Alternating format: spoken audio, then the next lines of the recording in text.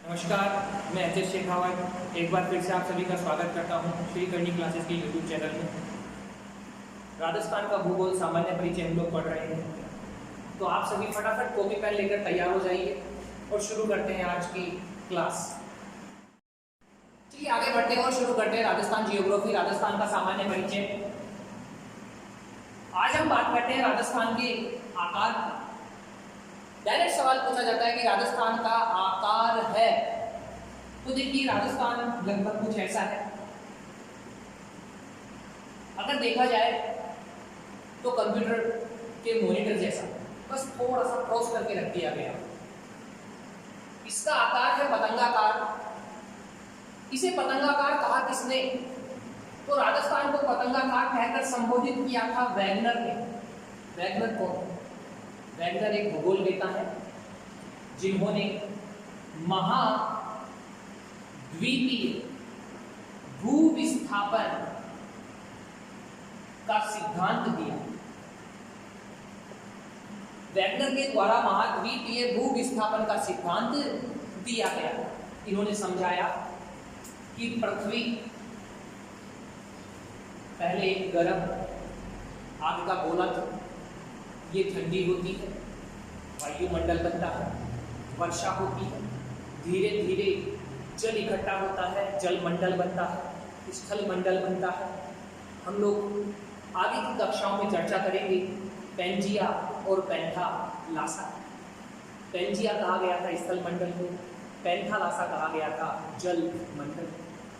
जो स्थलीय भाग है उसमें दरारें होती है, उन दरारों में पानी भरने लग जाता है और कालांतर में स्थलीय भाग टूटकर दो भागों में विभाजित हो गया था, गोंडवाना लैंड और अंगारा लैंड। दो भाग बन चुके थे, गोंडवाना लैंड और अंगारा लैंड।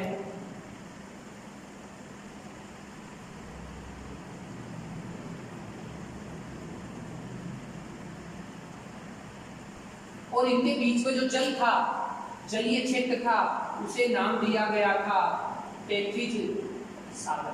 वैगनर ने समझाया कि ये गोंडवाना लैंड और अंगारा लैंड भी बीच में से टूटते हैं और इनके टूटने से बनते हैं महाद्वीप और महासागर। चलिए आगे बढ़ते हैं। राजस्थान के आकार में से दूसरा नाम दिया गया है विषम कोणीय चतुर्भुजाकार। राजस्थान को विषम कोणीय चतुर्भुजाकार कहने वाले थे टी.एच. हेडली। देखिए राजस्थान देखने से तो एक चतुर्भुज के समान लगता है, मगर इसके जो चारों कोण है, ये चारों ही कोण डिफरेंट है।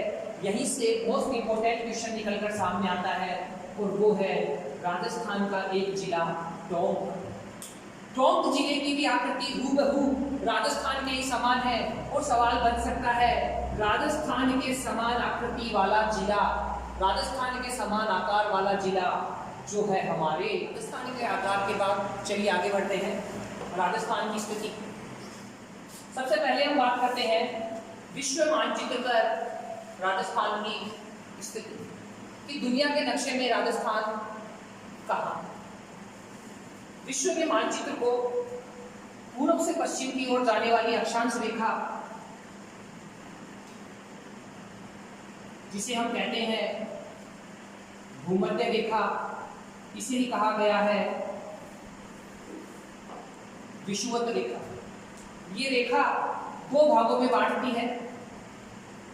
ऊपर वाले हिस्से को नाम दिया गया है उत्तरी गोलार्ध और नीचे वाले हिस्से को नाम दिया गया है दक्षिणी गोलार्ध।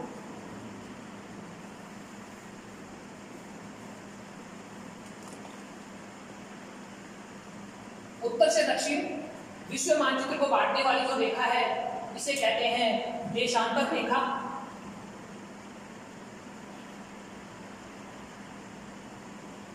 इसे 0 डिग्री देशांतर या अंतरराष्ट्रीय मानक समय रेखा भी कहा जाता है। तो देशांतर रेखा विश्व के मानचित्र को बांटती है दो भागों में।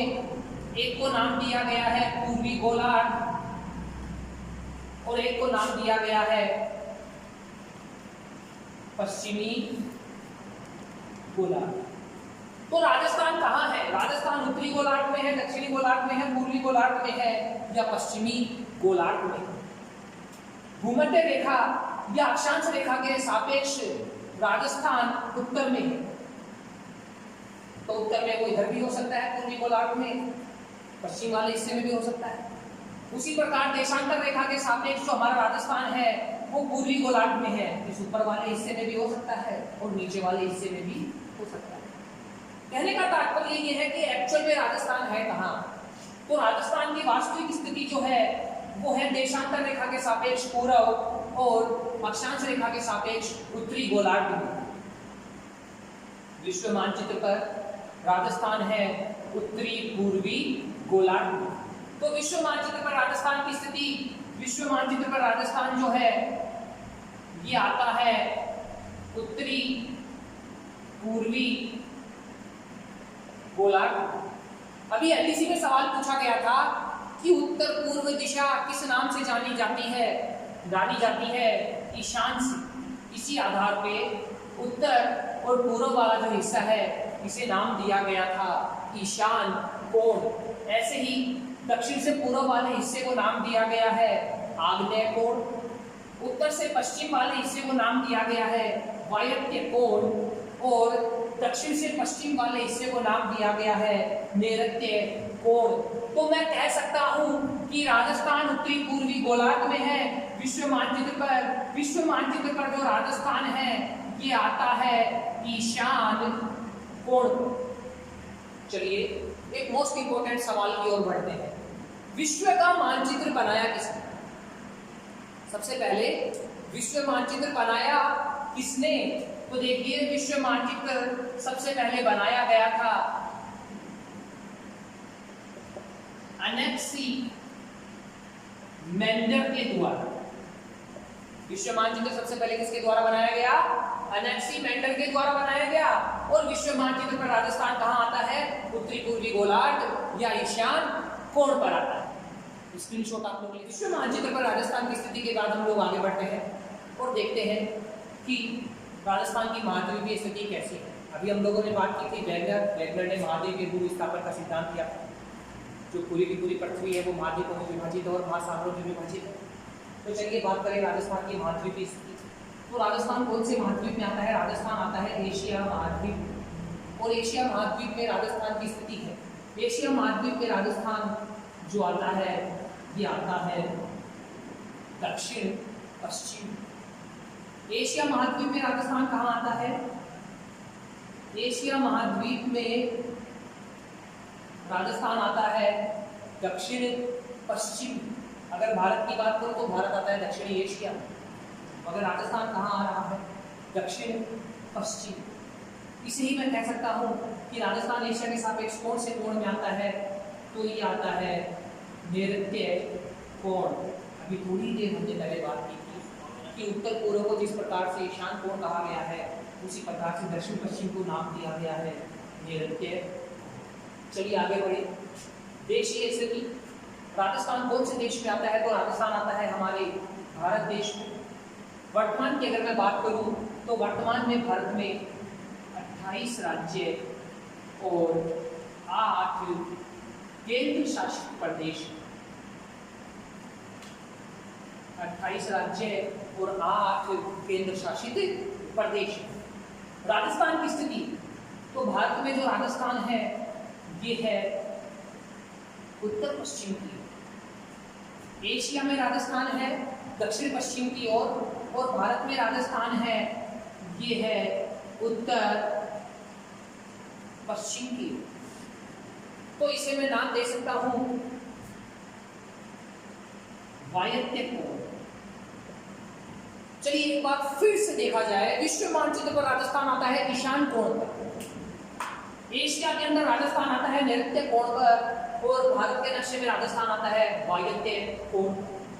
विश्व के मानचित्र में राजस्थान है उत्तर पूर्व की ओर, एशिया के मानचित्र में राजस्थान है दक्षिण पश्चिम की ओर, भारत के मानचित्र में राजस्थान है उत्तर पश्चिम की ओर। अनेक लोग कंफ्यूजन की वजह से पश्चिम लिख देते हैं, क्योंकि राजस्थान के जो उत्तर पश्चिम में पश्चिम का रेगिस्तान है, तो लोग हो सकता है अज्ञानतावश जल्दबाजी में केवल लिख देते हैं कि राजस्थान की स्थिति भारत में कैसी है? पश्चिमी है, जबकि राजस्थान की स्थिति भारत में पश्चिमी नहीं है। राजस्थान की स्थिति जो है ये भारत में है उत्तर पश्चिम। चलिए आगे बढ़ते हैं। अब हम बात कर लेते हैं हमारे राजस्थान की अक्षांशीय स्थिति। देखिए ये सवाल डायरेक्ट पूछा जा रहा है, लगभग एग्जामों में रिपीट भी हो रहा है, आंसर वही रहता है, बस पूछने का तरीका बदल जाता है। राजस्थान की अक्षांशीय स्थिति की बात करें, सबसे पहले बात करें हम अक्षांश क्या है। अभी हमने बात की थी कि विश्व के मानचित्र पर जो पूर्व से पश्चिम की ओर जाने वाली रेखाएं हैं, जिन्हें हमने नाम दिया था अक्षांश रेखाएं, इन अक्षांश रेखाओं के ऊपर है उत्तरी गोलार्ध और अक्षांश रेखाओं के नीचे है दक्षिणी गोलार्ध। और जो हमारा राजस्थान था अक्षांश रेखा भूमध्य रेखा के उत्तर की ओर उत्तरी गोलार्ध। अक्षांश रेखाएं वे रेखाएं जो पूर्व से पश्चिम की ओर जाती हैं। अंग्रेजी में इसे कहते हैं लैटिट्यूड। और मैं यहाँ कहूँगा कि इंग्लिश बड़ी इजी लैंग्वेज है, समझना इतना आसान हो गया। लेटी हुई, बहुत सिंपल है। लैटिट्यूड लेटी हुई लाइन है, लेटी हुई लाइन को कहते हैं अक्षांश रेखा। अक्षांश रेखाओं की जो कुल संख्या है ये है 180। मान लीजिए ये जो 0 डिग्री है अक्षांश रेखा, ये है हमारी भूमध्य रेखा। इसके ऊपर इनकी संख्या है 90 और इसके नीचे इनकी संख्या है 90। ऊपर 90 डिग्री और नीचे 90 डिग्री, इन्हें नाम दिया गया है गोलार्ध। तो ऊपर वाले हिस्से को हम नाम देंगे उत्तरी गोलार्ध और नीचे वाले हिस्से को नाम देंगे दक्षिणी गोलार्ध। जो 90 डिग्री है यहाँ पर होता है ध्रुव। यहाँ सर्दी पड़ती है, 6 महीने का दिन और 6 महीने की रात होती है। जब भी हम आगे पढ़ेंगे काल्पनिक रेखाएं, उस समय इनकी चर्चा करेंगे। चलिए बात करें राजस्थान की। तो ये जो हमारा राजस्थान है जिसकी आकृति है पतंगाकार, वैगनर ने कहा, इसके यहाँ नीचे दक्षिण से जाने वाली जो अक्षांश रेखा है वो रेखा है 23 डिग्री 03। कहने का मतलब 23 वाली रेखा से 3 बिंदु आगे की ओर ये 23 डिग्री 03 से शुरू होती है। और राजस्थान का उत्तरी छोर पर जो जाने वाली अक्षांश रेखा है वो रेखा है 30 डिग्री 12। कहने का तात्पर्य ये है कि राजस्थान में से कौन कौन सी अक्षांश रेखाएं गुजर रही है। 23 डिग्री 3 है, मतलब 23 नहीं गुजर रही, 23 के ऊपर की ओर जा रहे हैं। तो राजस्थान में से गुजर रही है 24, 25, 26, 27, 28, 29 और 30। राजस्थान में से कितनी अक्षांश रेखाएं गुजर रही है? 24 डिग्री वाली, 25 वाली, 26 वाली, 27 वाली, 28 वाली, 29 वाली और 30। तो राजस्थान का अक्षांशीय विस्तार कैसा होगा? राजस्थान का अक्षांशीय विस्तार होगा 23 डिग्री 03 से लेकर 30 डिग्री 12।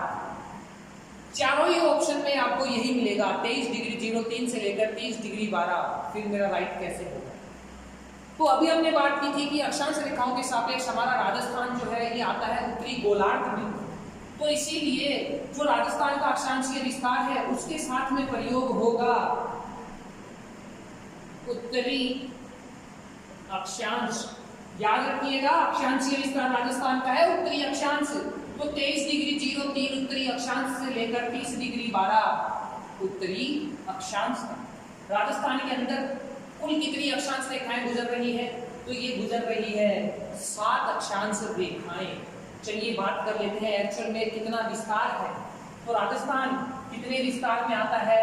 तो 30 डिग्री 12।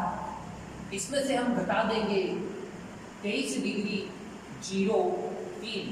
देखिए ये जो डिग्री वाला कैलकुलेशन है इसमें लेफ्ट हैंड है हमारा, यहाँ आता है आवर घंटा, और जो राइट हैंड है हमारा यहाँ आती है मिनट्स। तो राजस्थान की वास्तव में अक्षांशीय स्थिति क्या है? क्योंकि एलडीसी ने ये वाली बात न पूछकर ये वाली बात पूछी थी और ये क्वेश्चन उसके बाद अभी तक रिपीट नहीं हुआ 2013 के एग्जाम में।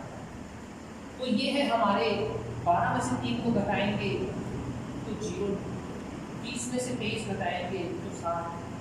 वास्तव में राजस्थान कितने अक्षांशों में है? तो राजस्थान है 7 डिग्री 9 अक्षांशों में। कितने अक्षांशों में आता है हमारा राजस्थान? 7 सवाल हमारे सामने बनकर आ रहा है, राजस्थान का मध्यवर्ती अक्षांश कौन सा है?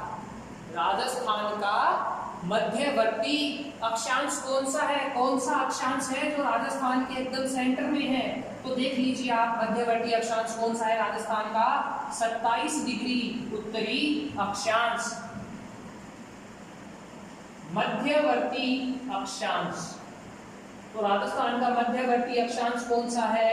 27 डिग्री उत्तरी अक्षांश, ना कि पूर्वी पश्चिमी दक्षिणी, 27 डिग्री उत्तरी अक्षांश। चलिए इसी में थोड़ा आगे और बढ़े। जो राजस्थान का मध्य अक्षांश है ये किन किन जिलों से होकर गुजरता है? राजस्थान का मध्यवर्ती अक्षांश किन किन जिलों से होकर गुजरता है? तो ये गुजरता है जैसलमेर से, ये गुजरता है जोधपुर से, ये गुजरता है नागौर से, ये गुजरता है अजमेर से, ये गुजरता है जयपुर से, ये गुजरता है दौसा से, और ये गुजरता है धौलपुर से।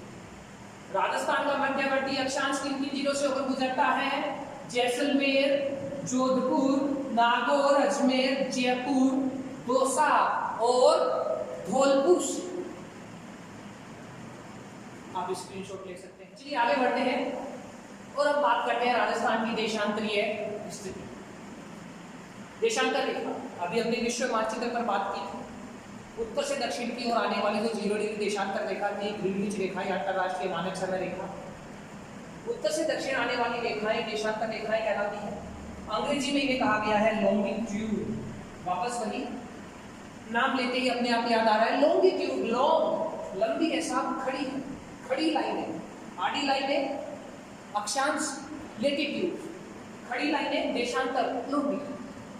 देशांतर रेखाओं की जो कुल संख्या है ये 360 है। कहने का मतलब जो 0 डिग्री देशांतर रेखा बांट रही थी पूर्वी गोलार्ध में और पश्चिमी गोलार्ध में, 0 डिग्री के इधर भी इनकी संख्या 180 है और इधर भी 180 है। पूर्व की ओर भी इनकी संख्या 180 और पश्चिम की ओर भी इनकी संख्या कितनी है? 180। तो ये कुल कितनी है? ये कुल है 360। बहुत से भाइयों को कुछ बातें समझ नहीं आ रही होगी, वो सोच रहे होंगे कि ये क्या चल रहा है। अगर ये बात समझनी है तो आपको इससे पहले समझना होगा राजस्थान की विश्व के मानचित्र में स्थिति, कि राजस्थान विश्व के मानचित्र पर किधर है। चलिए आगे बढ़े। तो हमारे राजस्थान में उत्तर से दक्षिण की ओर जो रेखाएं जा रही हैं, खड़ी रेखा, ये राजस्थान को 2 साइड से कवर करेगी। शुरुआत कहाँ से होती है?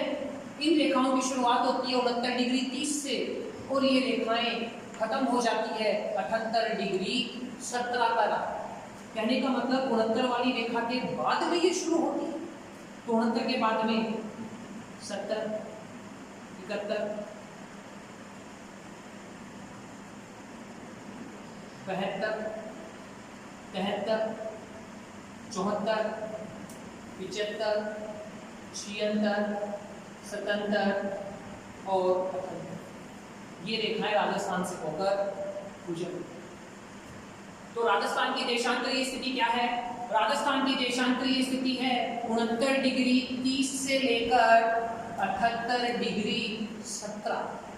अब सोचने वाली बात यह है कि इस देशांतर के पहले जैसे अक्षांश के लिए मैंने उत्तर लगाया था, तो क्या देशांतर के लिए भी मुझे उत्तर लगाना पड़ेगा? जी नहीं। हम देशांतर रेखा के सापेक्ष कौन से गोलार्ध में थे? हम थे पूर्वी गोलार्ध में। तो यहाँ हमारे जो देशांतर रेखा है उसे हम क्या नाम देंगे? 69 डिग्री 30 पूर्वी देशांतर से लेकर 78 डिग्री 17 पूर्वी देशांतर। ये तो हमारे राजस्थान का देशांतरीय विस्तार हो गया। अब बात करें हमारा राजस्थान कितने देशांतरों में स्थित है, तो चलिए वही वाली बात माइनस करके पता लगाने की कोशिश करते हैं।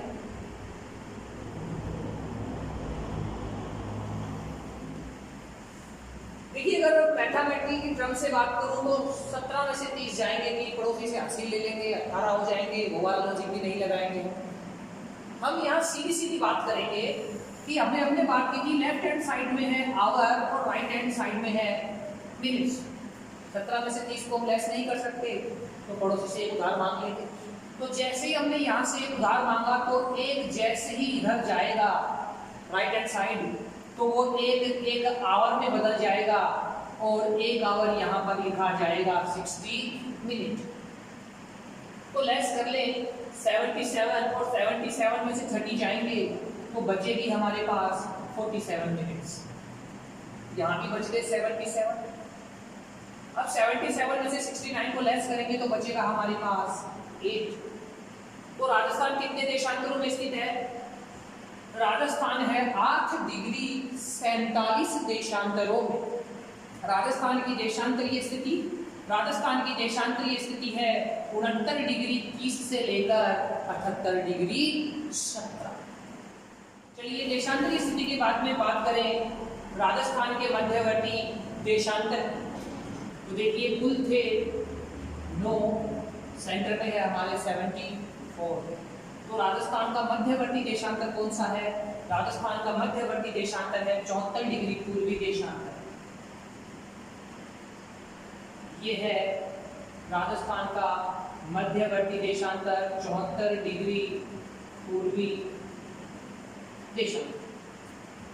राजस्थान का मध्यवर्ती देशांतर या 74 डिग्री पूर्वी देशांतर कौन कौन से जिलों से होकर गुजरता है? तो देखिए सबसे ऊपर है गंगानगर के नीचे बीकानेर, उसके बाद चूरू, उसके बाद नागौर, पाली, राजसमंद, उदयपुर और डूंगर। तो राजस्थान का मध्यवर्ती देशांतर किन किन जिलों से होकर गुजर रहा है? गंगानगर, बीकानेर, चूरू, नागौर, पाली, राजसमंद, उदयपुर और डूंगरपुर।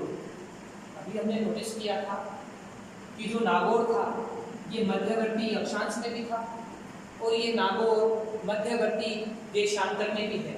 यही से एक मोस्ट इंपोर्टेंट सवाल बन जाता है कि राजस्थान का केंद्रीय जिला कौन सा? तो राजस्थान का केंद्रीय जिला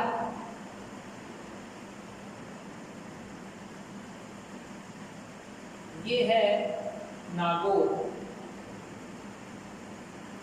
कहने का मतलब अक्षांश और देशांतर रेखाएं एक दूसरे को कहां काटती है? अक्षांश और देशांतर रेखाएं एक दूसरे को नागौर में काटती है। इसी सवाल को थोड़ा अलग तरीके से पूछा गया था एग्जाम में। राजस्थान का केंद्रीय जिला नैब पूछकर पूछ लिया गया था कि राजस्थान का केंद्रीय संभाग कौन सा है। अभी हम पढ़ेंगे आगे की क्लासों में जिले और संभाग, तब हम चर्चा करेंगे। अभी के लिए केवल इतना ही याद रखते हैं कि जो नागौर जिला है ये नागौर जिला आता है अजमेर संभाग में और उस समय राइट आंसर यही था अजमेर संभाग। देखिए एग्जाम के पॉइंट ऑफ व्यू से जो टॉपिक है हमारे सिलेबस में हमें वो तो पढ़ना ही है, उनके साथ साथ उनकी एक्स्ट्रा इंफॉर्मेशन, क्या सवाल बन चुका है और क्या नया सवाल बन सकता है। अगर इन तीनों बातों पे फोकस करके चलेंगे तो सफलता आपको जरूर मिलेगी। हो सकता है थोड़ा समय लग जाए मगर एक दिन निश्चित है कि सफलता आपको मिलेगी।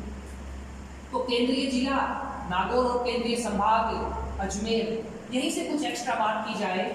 यहाँ पश्चिम में एक जिला है जिसका नाम है जैसलमेर। पश्चिम में एक जिला है जिसका नाम है जैसलमेर और यहीं से सवाल बन जाता है कि केवल एक जिले से गुजरने वाली देशांतर रेखा 69 डिग्री 30 के बाद में गुजरेगी 70 डिग्री वाली देशांतर। और ये जो 70 डिग्री की देशांतर रेखा है ये राजस्थान के केवल एक ही जिले से गुजरती है, केवल एक जिले से। और ये है हमारे 70 डिग्री की देशांतर रेखा जो गुजरती है जैसलमेर से। इसी प्रकार से राजस्थान के पूर्व की बात करूं तो यहाँ है एक जिला जिसका नाम है धौलपुर। जैसलमेर के समान धौलपुर से गुजरती है 78 डिग्री देशांतर रेखा और ये जो 78 डिग्री देशांतर रेखा पूर्वी देशांतर रेखा है, ये भी केवल एक ही जिले से गुजरती है और वो है धौलपुर। तो सबसे कम एक जिलों से गुजरने वाली देशांतर रेखाएं हैं हमारे पास 70 डिग्री देशांतर जो केवल जैसलमेर से गुजरती है, और 78 डिग्री देशांतर जो केवल धौलपुर से गुजरती। चलिए आगे बढ़े।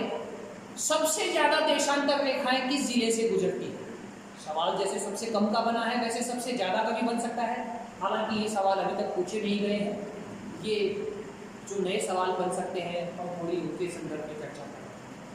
तो सबसे ज्यादा जिलों से कौन सी देशांतर रेखा, कहने का मतलब कौन सा जिला है जिसमें से सबसे ज्यादा देशांतर रेखाएं गुजरती हैं? तो वो जिला भी है हमारा जैसलमेर, क्योंकि जिस जिले का आकार बड़ा होगा उसी जिले से सबसे ज्यादा देशांतर रेखाएं गुजरेगी। तो देखिए सर्वाधिक देशांतर रेखाएं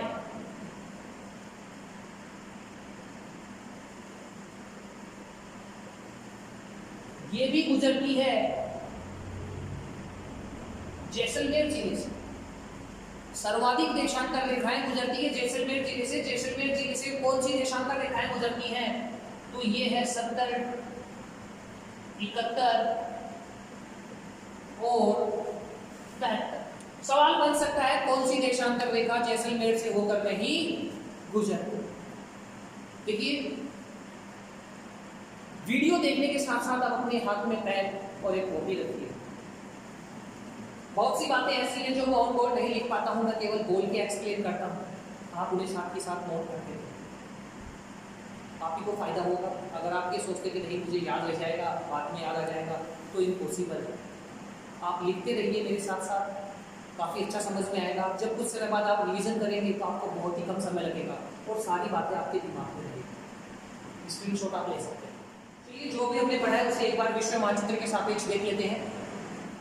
तो विश्व का जो मानचित्र है पूर्व से पश्चिम की ओर से दो भागों में बांटती है भूमध्य रेखा, और उत्तर से दक्षिण में से दो भागों में बांटती है देशांतर रेखा। अभी हम लोगों ने बात की थी कि जो भूमध्य रेखा है, अक्षांश रेखाएं, इनकी संख्या थी 180, 90 ऊपर और 90 नीचे। देशांतर रेखाओं की संख्या थी 360, पूर्व में 180 और पश्चिम में 180। अब इसी के सापेक्ष राजस्थान की बात करें तो सबसे पहले देख थे राजस्थान की अक्षांश की स्थिति। तो राजस्थान में नॉर्थ और साउथ से, यहाँ राजस्थान के दक्षिण से कौन सी अक्षांश रेखा गुजर रही है? तो ये 0 है। 0 से हम ऊपर बढ़ते हैं तो राजस्थान के दक्षिण से गुजरती है 23 डिग्री 03 उत्तरी अक्षांश रेखा। इसी प्रकार से राजस्थान के उत्तर से, मैंने उत्तर दिशा बोली है, राजस्थान के उत्तर से कौन सी अक्षांश रेखा गुजरती है? तो ये गुजरती है 30 डिग्री 12 उत्तरी अक्षांश रेखा। इसी तरह से बात करें देशांतर रेखाओं की, तो ये जो देशांतर रेखा है, देशांतर रेखा के राजस्थान किस छोर पर है? पूर्वी छोर पर। अक्षांश रेखा पर राजस्थान किस छोर पर है? उत्तरी छोर पर। इसी उत्तरी छोर के कारण अक्षांश रेखाओं के पहले लगता है उत्तरी, और इसी पूर्वी छोर के कारण देशांतर रेखाओं से पहले लगेगा पूर्वी देशांतर। तो इस 0 से हम आगे बढ़ते हैं तो यहाँ राजस्थान के पश्चिम में, मैंने राजस्थान के पश्चिमी छोर की बात की है। राजस्थान के पश्चिम से कौन सी देशांतर रेखा गुजरती है? तो राजस्थान के पश्चिम से गुजरती है 69 डिग्री 30 पूर्वी देशांतर। और राजस्थान के पूर्वी छोर से कौन सी देशांतर रेखा गुजरती है? तो ये गुजरती है 78 डिग्री 17 पूर्वी देशांतर। अभी लाइब्रेरी वाले पेपर में कुछ सवाल इसी तरीके का था, वहां देशांतर रेखा पूछी गई थी मगर पूछने का तरीका अलग था। उसने पूछा था राजस्थान के पश्चिमी छोर से कौन सी देशांतर रेखा गुजरती है? तो ये राजस्थान का पश्चिमी छोर है, पश्चिमी छोर से गुजरती है 69 डिग्री 30 देशांतर रेखा। मगर याद रखिएगा राजस्थान का पश्चिमी छोर था, देशांतर रेखा के तो सापेक्ष पूर्व में ही है, तो देशांतर के पहले क्या लगेगा? पूर्वी देशांतर। चाहे वो पूर्वी छोर की देशांतर पूछे, चाहे वो पश्चिमी छोर की देशांतर पूछे, देशांतर रेखाओं के पहले हमेशा पूर्वी देशांतर ही लगेगा। तो चलिए आगे देखें। भूमध्य रेखा के हम हैं उत्तर में, देशांतर रेखा के हम हैं पूर्व में, मगर विश्व के मानचित्र पर दो काल्पनिक रेखाएं और हैं। उत्तरी गोलार्ध से एक रेखा गुजरती है जिसे कहते हैं कर्क रेखा, और दक्षिणी गोलार्ध से एक रेखा गुजरती है जिसे कहते हैं मकर रेखा। कर्क रेखा की स्थिति क्या है? तो कर्क रेखा की स्थिति है 23 डिग्री 30, इसे 3 ना कहेंगे, इसे कहेंगे 23 डिग्री 30, या हम कहेंगे 23.5 डिग्री, 23.5 डिग्री उत्तरी देशांतर। मकर रेखा की स्थिति, मकर रेखा की स्थिति भी यही है 23.5 डिग्री, मगर ये होगा 23.5 डिग्री दक्षिणी देशांतर। यहाँ से काफी इंपॉर्टेंट सवाल बनते हैं, चलिए देख लेते हैं। ये है हमारा राजस्थान, और जो कर्क रेखा है ये कहाँ से गुजर रही है? ये राजस्थान के नीचे दक्षिणी छोर है, और इस दक्षिणी छोर से कर्क रेखा गुजरती है। राजस्थान के दक्षिणी छोर से कर्क रेखा गुजरती है। इस दक्षिणी छोर पर दो जिले हैं, एक है डूंगरपुर और एक है बांसवाड़ा। कर्क रेखा दक्षिणी छोर से गुजरती है, और कर्क रेखा कितने जिलों से गुजरती है? 2 जिलों से, डूंगरपुर और बांसवाड़ा। डूंगरपुर में ये कहां से गुजरती है? तो ये गुजरती है चिखली गांव से। बांसवाड़ा में कहां से गुजरती है? तो ये गुजरती है कुशलगढ़ से। ध्यान दीजिएगा, डूंगरपुर जिले में कहां से गुजरती है? चिखली गांव से, और बांसवाड़ा में कहां से गुजरती है? कुशलगढ़ से। टोटल कितने जिलों से गुजरती है? 2 जिलों से, डूंगरपुर और बांसवाड़ा। चलिए थोड़ी सी गांव की बात। आप लोगों ने राशिफल पढ़ा होगा, राशिफल में कर्क, कैंसर, और गांव में एक ही बात कहते हैं, छोरा पीढ़ी ना पी कैंसर हो जाओ। तो याद रखिएगा, बी से बांसवाड़ा और डी से डूंगरपुर, बीड़ी, और बीड़ी पीने से क्या हो रहा है? बीड़ी पीने से हो रहा है साहब कैंसर, कैंसर कर्क रेखा। चलिए आगे चले। ये जो कर्क रेखा है, कर्क रेखा की राजस्थान में लंबाई कितनी है? और ये लंबाई है 26 किलोमीटर। और देखिए अभी लॉकडाउन चल रहा है, बीड़ी का जो बंडल 20 में आ रहा था 26 में बिक रहा है, महंगा हो गया साहब। तो कर्क रेखा कितनी जगहों से गुजर रही है? 2 जगहों से, बांसवाड़ा और डूंगरपुर से। कर्क का मतलब होता है कैंसर। कैंसर कैसे होगा? कैंसर होगा बीड़ी पीने से। तो डूंगरपुर का चिखली गांव और बांसवाड़ा का कुशलगढ़ गांव। यही से एक सवाल और बनता है, जो राजस्थान का दक्षिणी छोर है, इस दक्षिणी छोर की एक मोस्ट इंपोर्टेंट नदी है, और उस नदी का नाम है माही नदी। ये माही नदी इस कर्क रेखा को 2 बार काटती है। कर्क रेखा को कौन सी नदी काटती है? कर्क रेखा को काटती है माही नदी। और यही काम भारत में करती है झारखंड की स्वर्ण रेखा नदी। इसीलिए इस माही नदी को नाम दे दिया गया राजस्थान की स्वर्ण रेखा नदी। ध्यान दीजिएगा, कर्क रेखा को कौन सी नदी काटती है? राजस्थान में काटती है माही नदी, और भारत में काटती है झारखंड की स्वर्ण रेखा नदी। इसीलिए माही नदी को नाम दिया गया है राजस्थान की स्वर्ण रेखा। स्वर्ण रेखा वास्तव में कहाँ की है? वास्तव में स्वर्ण रेखा है झारखंड की, याद रखिएगा। आप स्क्रीनशॉट ले। तो आज हमने पढ़ा राजस्थान के भूगोल में राजस्थान का आकार और राजस्थान की स्थिति। वैसे राजस्थान की स्थिति वाला टॉपिक जो है वो भी पूरा नहीं हुआ है। इस टॉपिक में भी बहुत से महत्वपूर्ण बिंदु बाकी हैं, जिनकी चर्चा हम अगले वीडियो में करेंगे। नेक्स्ट वीडियो में हम बात करेंगे कर्क रेखा की, समयांतर की, सूर्य की स्थितियाँ, और राजस्थान के अंतिम छोर। यहाँ से भी बहुत बार क्वेश्चन पुट हुए। लास्ट ईयर एलडीसी, पटवार और रिट तीनों ही एग्जामों में यहाँ से सवाल थे। ये कल के लिए छोड़ रखा है हमने, कल चर्चा करेंगे। अभी तक के 3 वीडियो में हमने जो भी पढ़ा, किसी भी विद्यार्थी को कोई समस्या हो तो नीचे कमेंट बॉक्स में आप बताइए, आपकी समस्या का समाधान हम जरूर करेंगे। मैंने देखा कि कुछ विद्यार्थियों के द्वारा वीडियोस लाइक किए गए, कुछ के द्वारा डिसलाइक भी किए गए। आप वीडियो डिसलाइक करते हैं तो उसका कारण क्या है? ऐसा क्या था जो आपको नहीं मिल पाया? या ऐसी कौन सी बात थी जिससे आप संतुष्ट नहीं हुए, हमें वो बताइए ताकि हम उस समस्या का समाधान करें। क्योंकि समय जो है ये भागता जा रहा है, टाइम लिमिटेड है। हमें सिलेबस तो पढ़ना ही पढ़ना है, मगर सिलेबस के साथ साथ जो सिलेबस में टॉपिक दे रखे हैं हमें उन टॉपिक को अच्छे से क्लियर करना है। अगर टॉपिक क्लियर है तो आप ये मत सोचिए कि आप ग्रेड की तैयारी कर रहे हैं या पटवार की तैयारी कर रहे हैं। आप टॉपिक क्लियर रखिए, कोई भी एग्जाम होगी क्लियर होगी। बहुत से भाइयों के साथ ऐसा होता है कि वो तैयारी किसी और एग्जाम की करते हैं, सफलता किसी और एग्जाम में मिल जाती है। इसका रीजन क्या है? इसका रीजन है टॉपिक क्लियर करना। अभी लॉकडाउन का टाइम है, पूरे के पूरे 24 घंटे आपके हाथ में है, कोई भी काम नहीं है आपके पास, केवल 2 ही काम बनते हैं, खाना पीना सोना, और टाइम मिल जाए तो पढ़ना।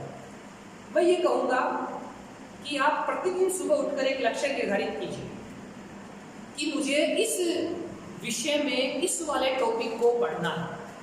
वीडियो अवेलेबल है तो आप देखिए, नहीं है तो आप अपने स्रोतों से उसे पढ़ने की कोशिश कीजिए।